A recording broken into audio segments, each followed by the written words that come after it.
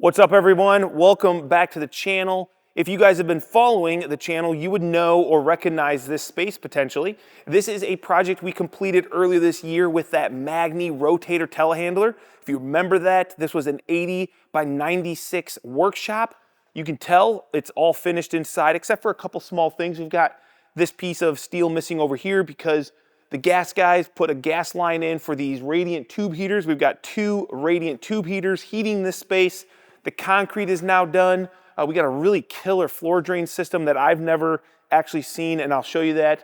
But what we're here for is that this unfinished space, remember we never finished this space because we were gonna wait for the concrete to be poured, and we're gonna build out a two-story area with a mezzanine. We've got workshop over here, bathroom, and like I said, that second story. So that's what we're gonna do so that we can then finish the rest of the shop, and hopefully you guys stick around. Let's go ahead and get into this.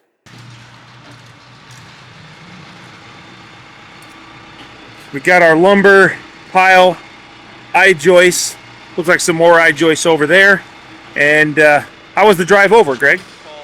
Oh, a little bit of moisture in there, huh?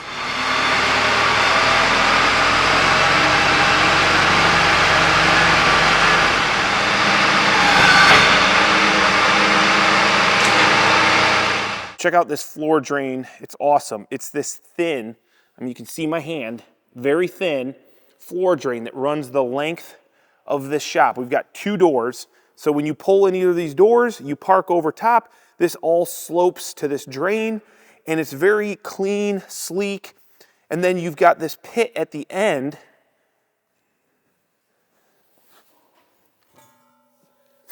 where everything collects with a strainer basket so you can pick up all the garbage before it goes out into your sewer or wherever it's draining to. I like this, it's really nice. And you've even got a little tool that it goes in that crack, and it's basically like a big teardrop. And you can just drag that tool along this drain and it cleans out any gunk or stuff that builds up. But pretty darn cool. I guess you custom order these. They come in sections, and the pitch is already built into them so that if you install it level, the water will run right to your drain. Check that out. We've even got one of those massive big ass fans in here. We've got LED lights, the black ceiling that everybody says, oh, it's gonna be so dark. I would have no problems working in this shop. Plenty of light, no issues, and the black really is a cool aesthetic.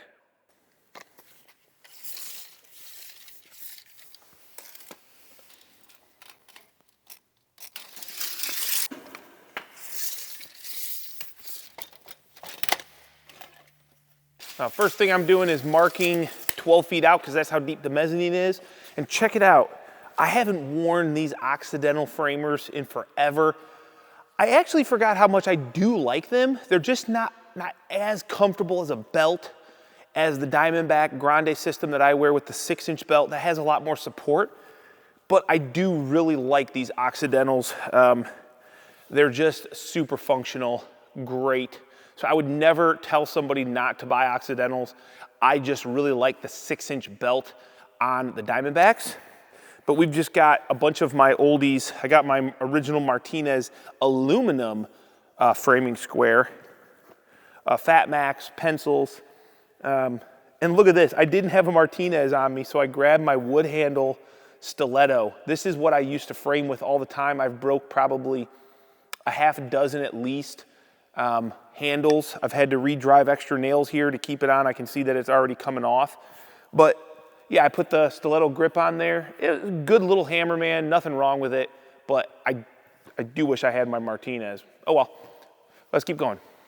Now what I'm gonna do is I'm basically going around and getting things determined. I'm trying to find all my points. So I'm kind of doing all the setup while Greg is still probably moving that telehandler back to the shop. So I'm just using my Stabila laser here to quickly mark out where I'm gonna connect my mezzanine. This is the LAX 300G and simple on off. We've got a plumb bob down low. See how you're gonna get a plumb bob. And then you can change some of the functions here. I never do. I just literally use it for a straight line. So we're gonna get our straight horizontal line that's perfectly level. And then you also can get a plumb bob straight up, straight down. So perfect for this application. Now, because I didn't have my snap line, Greg and I actually ended up setting the LAX 300 up. So we've got a laser line here, which I don't think you can see that on my hand, but I can see it. And what I'm doing is marking at 16 feet. I'm putting a mark down. This is where a column is gonna be. Then what I'm going to do. Go to like the inside of your okay. It's actually easier to see it on my hand. Yeah. I'm just gonna make a mark. That way I know that's where a bracket is gonna be. I don't have to snap this line. We're just gonna get a bunch of marks. So Greg, now come here because I've only got a 25-foot tape and we'll mark the other side of this mezzanine. Okay, so I'm gonna go another 16 because this first 32 foot is just an open bench area underneath the mezzanine. So we're looking for my laser. Yeah, we're starting to see it really good now. We've got our line established where the wall is gonna go that's gonna support the mezzanine. And now what we've done here, you'll see the laser, it's just mounted to my trailer, and we are going around, because I don't really have all of my inventory of tools, that laser is set up to put a mark. You can see my laser right there. We're gonna put marks across all this so that we can measure up and consistently set the height of the mezzanine, which will be determined on the concrete height from the laser here and here. And hopefully they're the same. They should be because we set the base trim off of the laser when we did that, which means that concrete is poured to that base trim. We should be good. The real fun comes when we have to figure out this elevation. Because there's this big drain, all this concrete is sloping. With a really quick measurement, I set the laser up and measured, and there's about a 2-inch difference from that wall to the center here where it starts, well, it's not starting, it is sloping to this massive drain. That's gonna really stink because I thought this whole area was gonna be flat, but it did not get poured flat. It's got a slope to it for the drainage, and we're gonna have to deal with it. So I'll show you what we do. Now we're gonna utilize one of our Midwest permacolumn post bases here, and we made that mark where it's gonna go.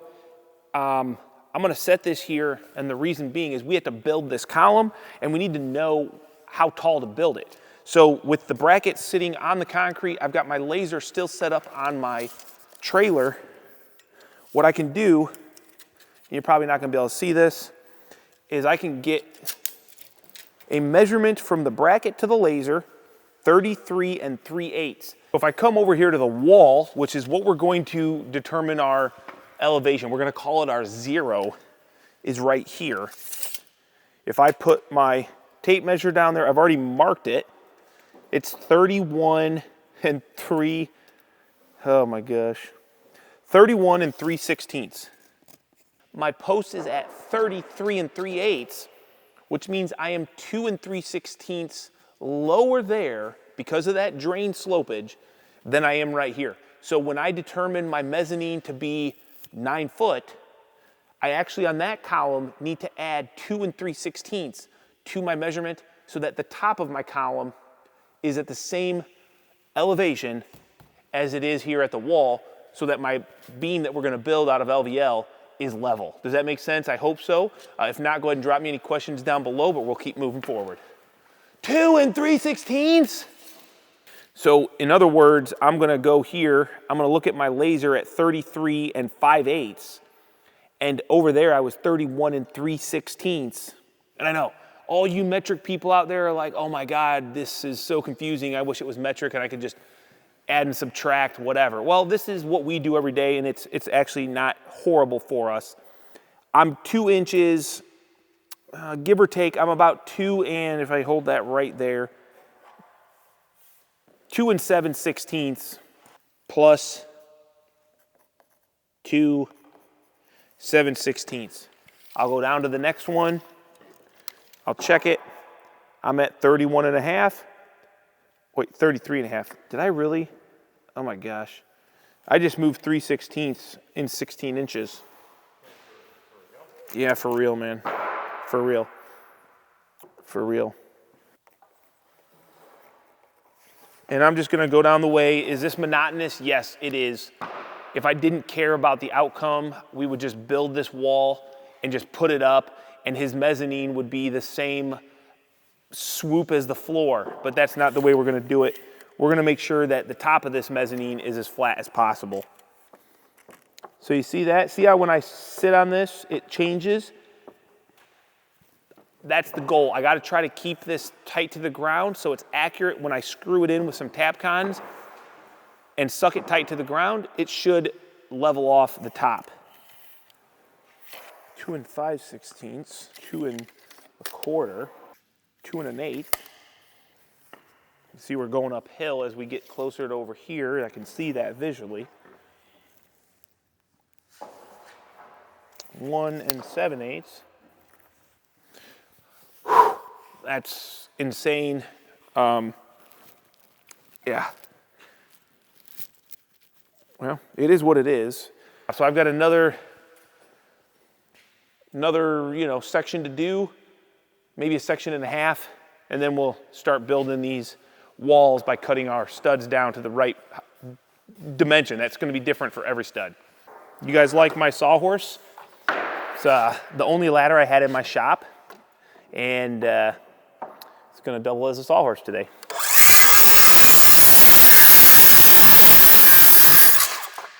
And unfortunately, I don't have my safety glasses. Oh my God, I don't have my ISOtunes. They're all in my trailer.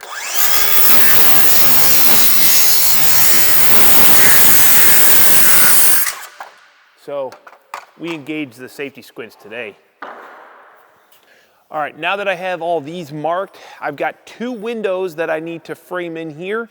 There's a 24-foot room, and we're gonna use this window obviously for the outside. It's gonna be in the center of the room, and then there's a window that's gonna be offset on each side of that, so it should be pretty easy. 5 feet from here will be where the window center is going to be. And those are 3x4 windows, so that's pretty darn easy to figure out. Let's just do window here. 19 feet will be the center of the other one, which will also be 5 feet away from the end of that wall. So just laying out kind of where the windows are, and then what I can do is transfer that over here to the face of my 2x. I just like to burn footage so that I can put an even number there, which is 4, which means the inside of my windows at 6. I'm gonna do a cripple inside of that. I'm gonna do a jack outside of that, and a king stud after that. So the way I was taught, and I think it's pretty common, is the cripple goes underneath the window, the jack goes up to the window header, and then the king is what goes from bottom plate to top plate. So that's what that means. And then we've got one more down here. All right. Okay, windows marked out, wall marked out. Now what we can do is start cutting studs using all those dimensions that we put on here with the laser and build it, stand it, and then we'll move on to get some I-joists up maybe. I don't know, we'll see. This ladder's all messed up, man. No, that's a good one. That wasn't ran over or anything. That ladder's perfectly fine. Greg is running a tape measure down this header here, and what he's doing is marking out for our floor joist. So he's marking out a 16-inch on center spacing, and then we will mount our I-joist brackets directly to that header, and that'll give us, you know, obviously the location where those I-joists are going to sit in, and then they will sit on top of the wall we're building, but also we've got LVL that will span from this point to this post, and then from this post to the wall. We don't have a big area, so we're doing a double LVL at 16 foot, and those I-joists will die directly into that LVL with a joist hanger as well. We need a taller ladder, Greg. Yes. or a lift. That would be handy. Or I just need to be taller. With that too. 7 13/16.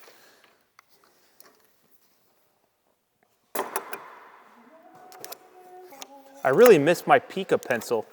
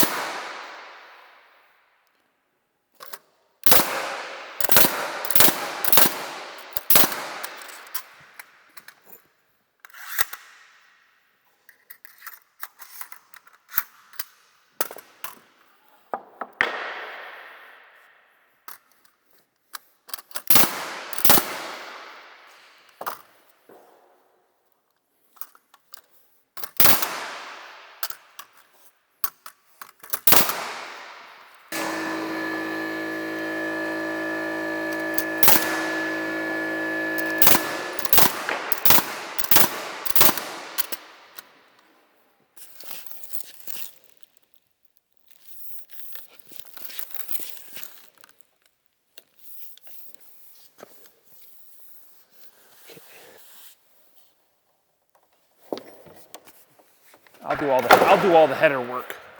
It's lightweight. I'm moving up in the center, so. See, okay, see it? I'm going that way? Yeah. One, I don't know how I'm gonna grab this. 1, 2, 3.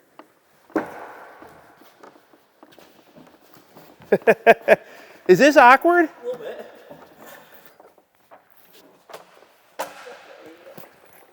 There. You gotta lean yours closer. There you go. There you go. Yeah, perfect. The more I think about it, I think it's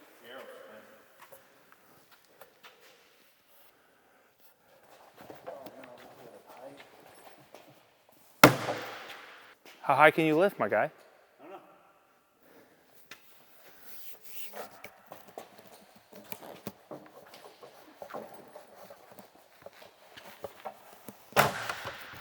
About that high? About that high. All right, let's snap this line.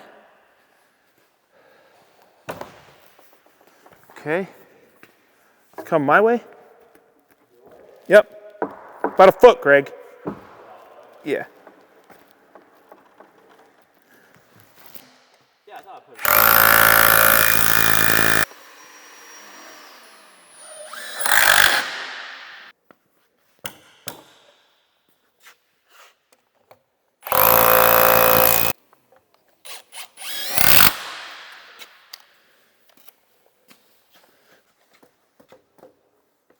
I'm gonna come right on this side.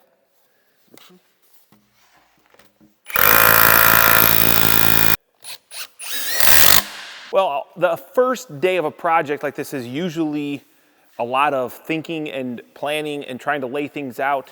We got everything laid out. We know where our eye joists are going. We've got our beam post pocket bracket laid out, and we've got our wall that is going to, well, it defines the front of the mezzanine, and it's what our eye joists are going to sit on. So we need ladders. What else do we need, Greg?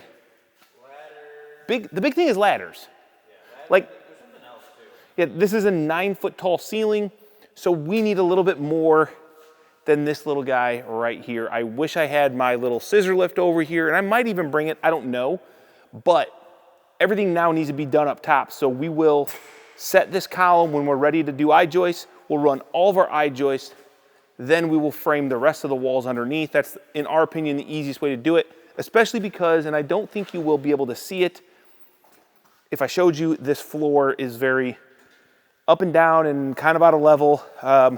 So when we come through and build the walls that are perpendicular to this main wall, those we will frame our bottom and top plate, we'll secure them, and then we'll just take our LDM and do a quick laser measurement. That'll be the quickest, most efficient way to then just kind of fill them in and toenail them once the floor is up. Now the crazy thing is when I step back here, you can see the scale of it. Like we're building an 80 by 12 foot mezzanine across this back wall. And if I turn, you still have all of this space. If somebody wanted to do this, put a 20-foot mezzanine, you could have a 1,600 square foot house upstairs. You know, it would be like a long, skinny, I could see your common space, your kitchen, your dining in the front, followed by a couple bedrooms, bathroom, down a hallway in the back. And you'd still have all this space for your toys, RV, or if you're doing workshop, cars, whatever. And it would be no different. Some people are like, and actually Greg even commented on this, what about all the smell from like, you know, your cars, your machinery? It's no different than if you have a garage attached to your house. You just make sure that you do a good job air sealing this wall, do a fire rating on it, all that good stuff. And it's basically a reverse to most people where they have a small garage on their big house. Here, small house, actually 1,600 square foot, 3,200 square foot if you do 2 stories, and a 76 by 80 workshop. Look at even the massive Greg Haas makes this look small over here.